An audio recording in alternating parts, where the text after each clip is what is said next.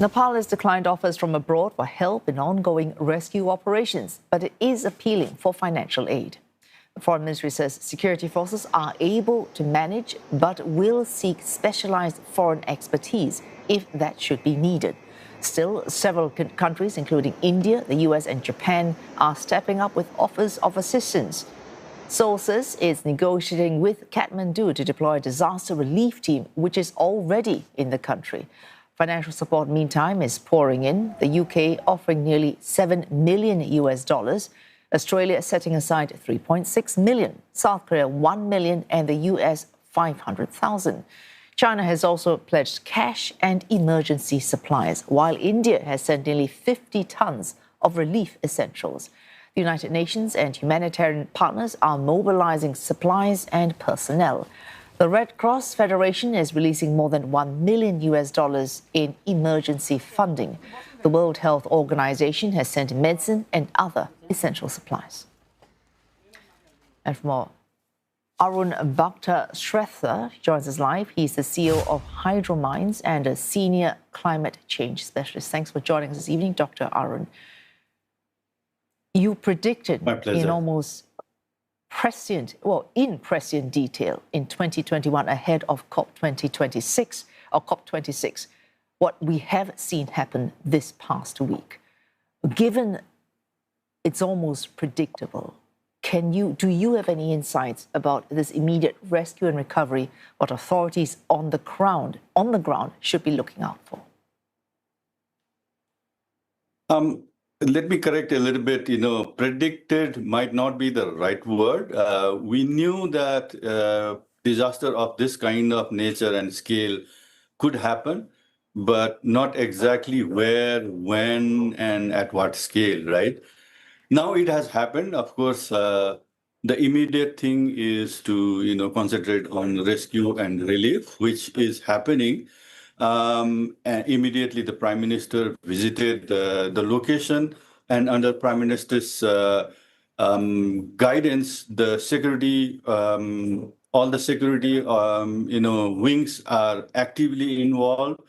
But there are a lot of difficulties because of the flood. The access is very difficult. Highways are cut off at different places. Bridges have been washed out. Communication is not working. And in a lot of places, helicopters have to be flown in. And again, this is monsoon. And during monsoon, the weather is also not always good. So helicopters are also having difficulty to access those places. These are very remote, inaccessible places. Communication is bad. And, because this flood is not like pure water, it is debris mixed flood. So after the flood, there is very, loose kind of material on the surface. So working on that, using equipment, heavy machinery is also very difficult. And on top of that, what has been mentioned earlier, this existence of the barrier lake, the lake that flew out, but still has some water, and the concern that it might again cause secondary wave is there. So this also creates difficulty in rescue operations, because the people have to be very careful so that they are not washed out. And actually there are two lakes at the moment. One right where the barrier lake was, that is still there, and upstream of it also, just below where the glacier collapsed, there is also a smaller lake. And if that lake spills out, that could also create substantive damage to the downstream. Today, there was a warning advisory that the lake has started, flowing out. But luckily, the flow was not that big, so it did not create much damage. So that is the kind of situation the rescue and relief operations are facing currently. All right, I will be careful with a prediction, but insofar as one can model, I suppose, look at the factors that could that go into deciding whether or not something is more or less likely to happen. So the hope is that rather than a sudden bursting of the banks, the natural draining of these rivers would put paid to that risk. Is there any way to reasonably estimate how much time that would take for the drainage to be sufficient to take that risk away? That is exactly what we are trying to do. A lot of scientists are trying to do.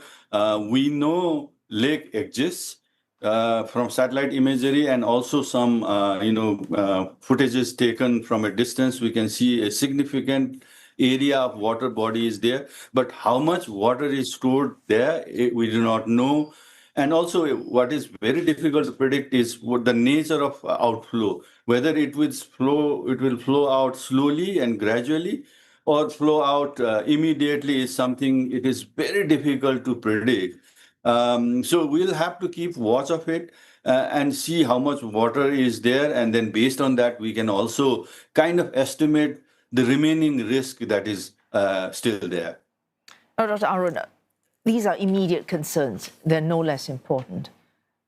But if I look back at, for example, your earlier lectures, you were warning even in 2021 that 1/3 of our glaciers will melt away, even if we keep warming at 1.5 degrees Celsius. And this is not even factoring in at high altitudes, you are seeing magnified effects from warming.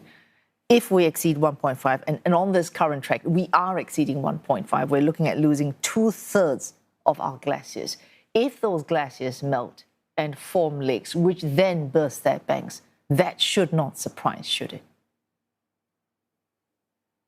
That seems like inevitable. Unfortunately, we are already at 1.42 degree world, right? We are living in 1.4 degree world and very rapidly approaching 1.5.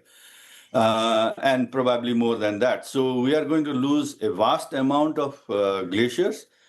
And, shrinkage of area of glacier is just an indication, right? That changes are happening dramatically. But what is important is, what does it mean? And there are many things that could happen because of this change. Of course, formation of glacier lakes and outburst of glacier lake is one, which can be very catastrophic also. But what we have just seen in Russia is another dimension of changing climate, warming, and changing cryosphere environment. So collapse of glacier, for example, what I think is because of this warming, the different thresholds of cryospheric ecosystem is changing. It is being more fluid and more unstable. So we're seeing things like what we have seen, collapse of glacier. A year ago, we saw thermocast being built and thermocast outflow happened.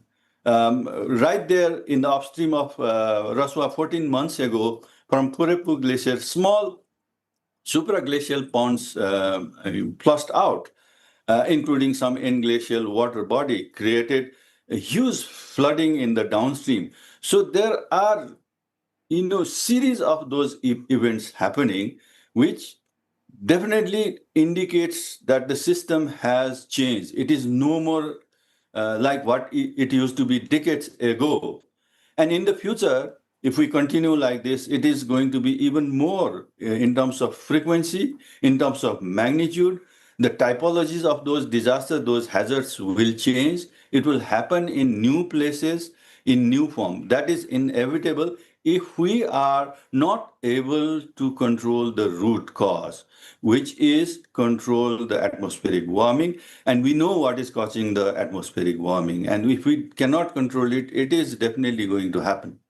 Thanks for that. Dr. Arun explaining why the Hindu Kush Himalaya is called the pulse of the planet. Dr. Arun Bhakta Shrestha, Hydrominds CEO and Senior Climate Change Specialist. Thank you for joining us this evening.